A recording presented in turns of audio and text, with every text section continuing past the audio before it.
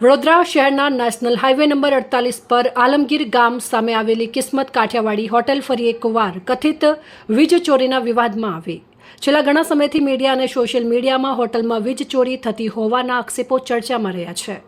સ્થાનિક સ્તરે એવો પણ આક્ષેપ થઈ રહ્યો છે કે આ મામલે રજૂઆતો છતાં સમયસર કાર્યવાહી થઈ ન હતી, જેના કારણે કેટલાક કર્મચારીઓની સંભવિત મિલીભગત અંગે પણ ચર્ચાઓ તેજ બની છે। તાજેતરમાં મધ્ય ગુજરાત વીજ કંપની લિમિટેડ એટલે કે MGVCL અને વિજિલન્સ ટીમ દ્વારા હોટલ પર દરોડા પાડવામાં આવ્યા હોવાની માહિતી સામે આવી છે। હોટલ સંચાલક અનિલ વાઘેલા અને કર્મચારી નિલેશ રાવલના નામ ચર્ચામાં આવ્યા છે। જો તપાસમાં વીજ ચોરી સાબિત થાય તો ઇલેક્ટ્રિસિટી એક્ટ 2003ની કલમ 135 હેઠળ ક્રિમિનલ કાર્યવાહી, દંડ અને કાયદેસરની સજાની જોગવાઈ થઈ શકે છે।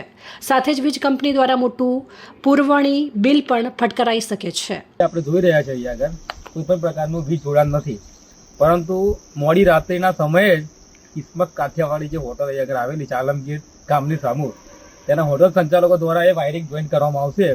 અત્યારે સમય થયો છે આજે 27 મે, લગભગ 4:08 થઈ છે। આજના સમયે અત્યારે કોઈ પણ પ્રકારનું વાયરિંગ જોઈન નથી, પરંતુ ટૂંક સમય આપણે રાહ જોઈએ, થોડા સમય પછી અહીંયા કદાચ જોઈન થઈ શકે, થઈ જ જશે એવી નક્કી છે એવું લાગે છે અમને। તો વીજ ચોરી થઈ રહી છે, ટૂંકમાં કહેવું શું છે? ટૂંકમાં એક જ વસ્તુ છે કે અહીંયા વીજ ચોરી થાય જ છે। એના અગાઉ પણ આપણે વિડીયો સમાચારના માધ્યમથી જોયા જ છે અને થશે એવું લાગે છે આજે પણ કદાચ સાંજ પડતા થશે। રિપોર્ટ પરવીન વસાવા, સંબંધ ભારત ન્યૂઝ, વડોદરા।